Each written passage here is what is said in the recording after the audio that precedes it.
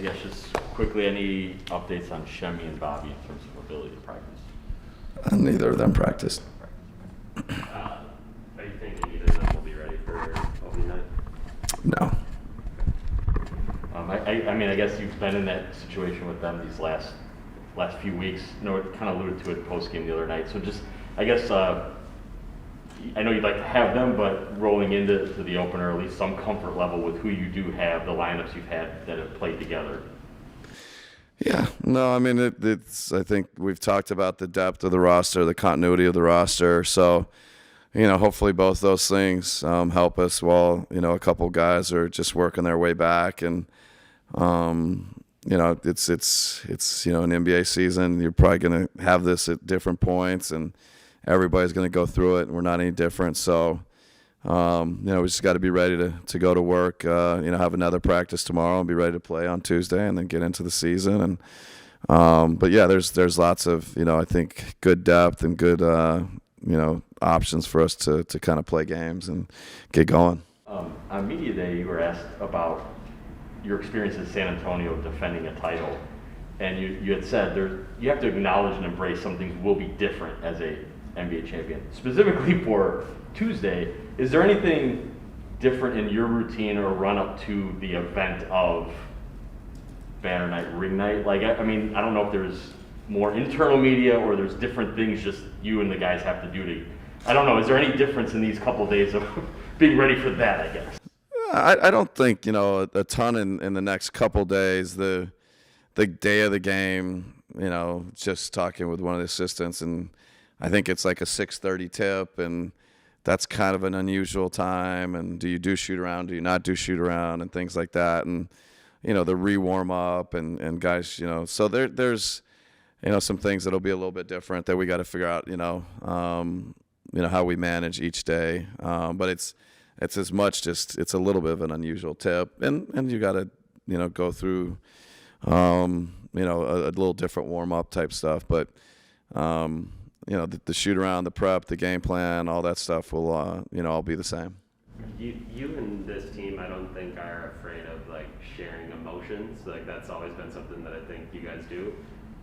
Getting a ring and seeing a banner go up, I would guess is going to be pretty emotional. How do you kind of try to handle that or prepare for it, or is it just take it as it comes and here we go? Yeah, no, I mean, I think there's going to be a lot of appreciation for receiving a ring, and the fans be a part of it, the banner, stuff like that, and then pretty soon you're gonna get smacked in the face and be ready to play. So usually it's very sobering to play another team and a good team, and all that emotion you got to put away and get ready to play.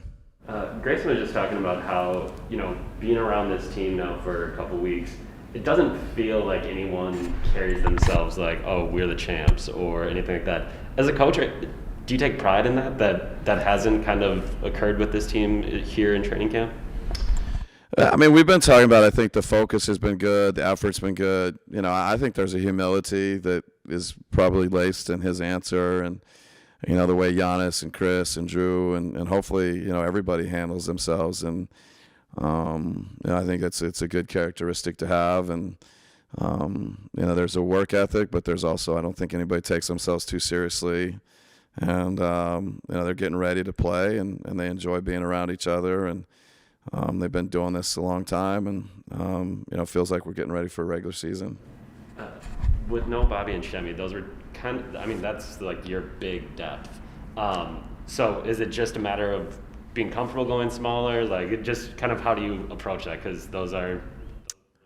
Yeah, no, I mean, we got to, spend a little bit of time, and we worked on some stuff today, and,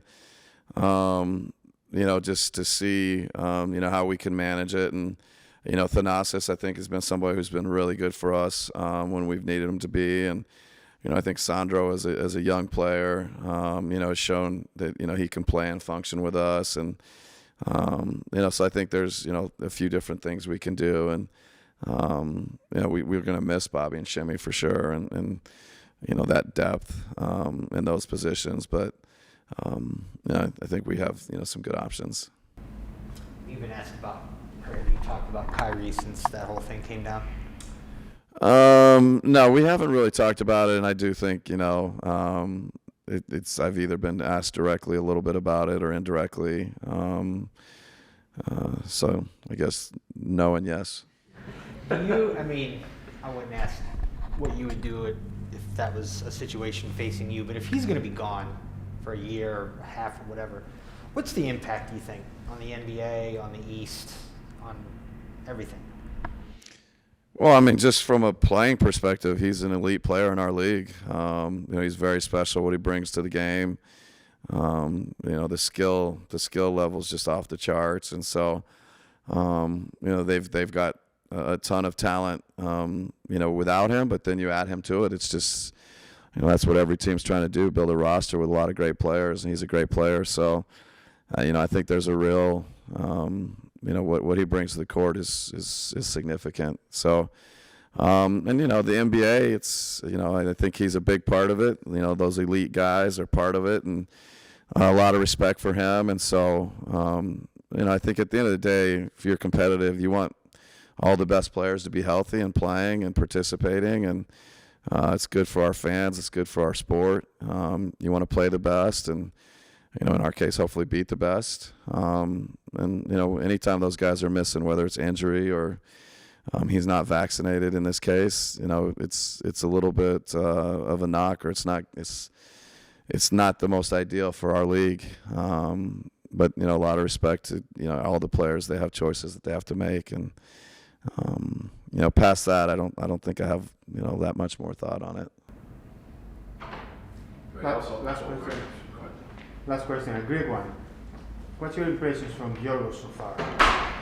Yeah, I think the thing that stands out to me is just the IQ. I think he's a smart player, and his length and athleticism, and really his confidence. He feels like he belongs, plays like he belongs. But when he starts, attacking at the basket, attacking and getting through cracks and getting through spots, and finishing, I think, has been one of his strengths. I think sometimes that same athleticism and length and defensively can be positive. So I really didn't know him that well when we drafted him, and he's made a good impression through summer league and now through camp.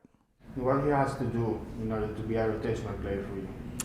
Yeah, he's got to just keep working, improve. A ton of positives that we just talked about, and there's still a ton of growth. Continue just to understand spacing and the things we're doing offensively and how he can fit and fill a role, and defensively kind of the same thing, the discipline and all the things that go into making when he plays.